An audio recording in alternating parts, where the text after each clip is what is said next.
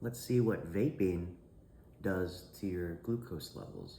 It had a lot of requests to show what vaping does because it is ambiguous online if it would increase blood levels or not.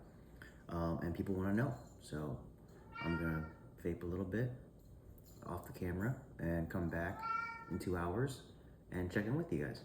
All right.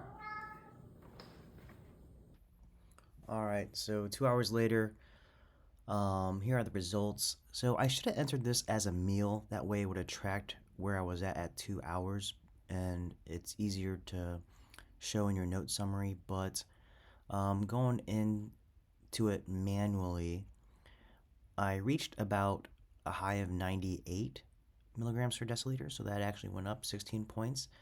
This was interesting, so I decided to give it another shot while fasted, and here are the results for that one. So on my second try, you can see I woke up at about 116 milligrams per deciliter, and I ended off with 2 hours later 93 milligrams per deciliter.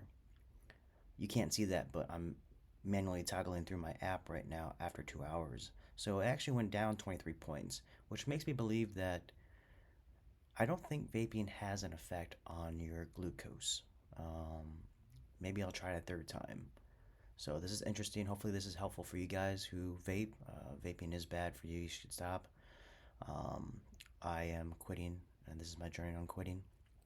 And yeah, for any requests, please do so. Leave a comment and let me try out any foods or things you want me to do to show you guys the results. And also subscribe. Thanks, guys. Bye.